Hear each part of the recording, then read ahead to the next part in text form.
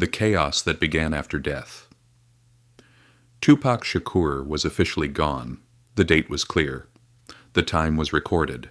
The cause was announced. At least, that's what the world was told. September 13th, 1996. News channels confirmed it. Newspapers printed it. Radio stations played his music on repeat. The world was asked to believe that it was over.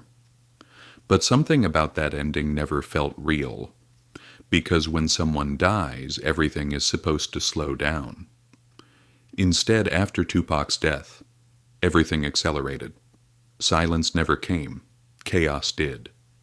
Almost immediately, contradictions began to surface. Police reports didn't match. Witness statements changed. Key details remained unclear. Some claimed Tupac spoke to the police before he died. Others said he refused to say a single word. Some described him as calm. Others said he was furious until the end. The truth was simple and terrifying. No one truly knew what happened. And worse, some people did know and chose not to speak. From the very beginning, Tupac's death didn't feel normal. There was no public funeral, no open casket, no final image for the world to accept. Nothing that allowed people to say, yes, it's really over. Everything was closed quickly. The case was filed away. Questions were left unanswered, and the system moved on. But the people didn't. Because Tupac was no longer just a rapper, he was a symbol, a voice, a movement, and symbols don't die easily. Just days after his death, new music began circulating.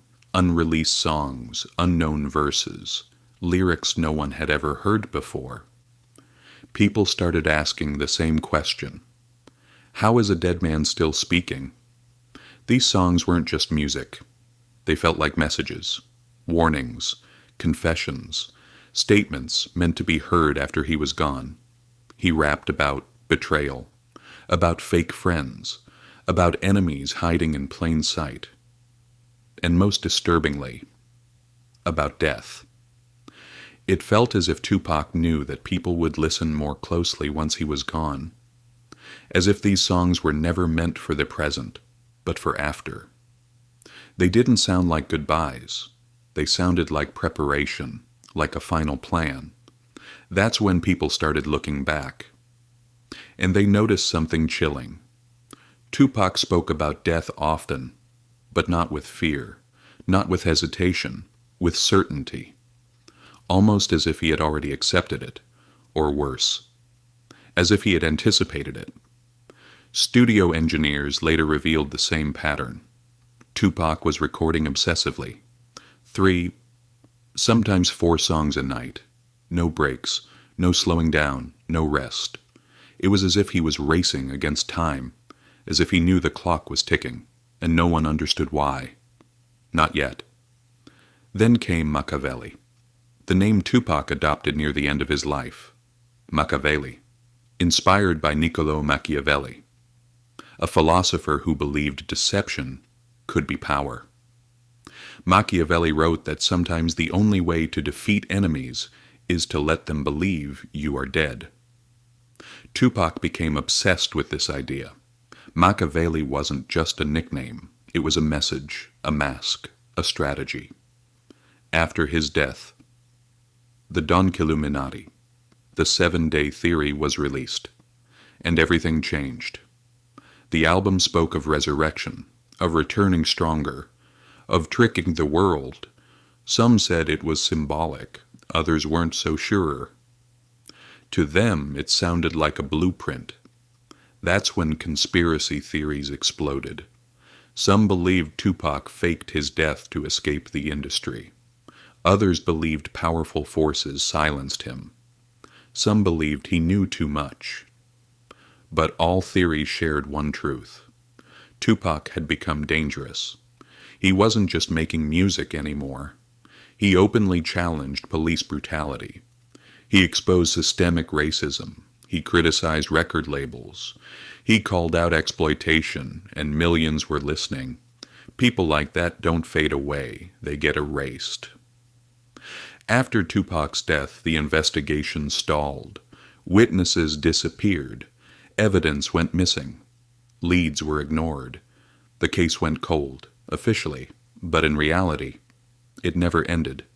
Years passed, yet Tupac never left. His albums kept selling.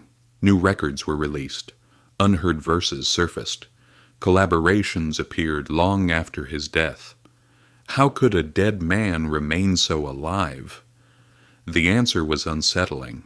Tupac understood something most people don't. You don't need to live forever to become eternal. You just need a message strong enough to survive you. He became bigger after death, louder, more powerful, and that changed the question entirely. It was no longer, who killed Tupac? The real question became, did Tupac really die? Or was he made to disappear? Because sometimes the most dangerous people aren't the ones holding weapons. They're the ones holding truth. And sometimes death isn't the end of the story. It's the beginning of a legend. In the next episode, we dive into witness testimonies, classified claims, post-death sightings, and the chilling possibility that Tupac's final move was the greatest disappearance in modern history. Because this story doesn't end here. It only gets darker.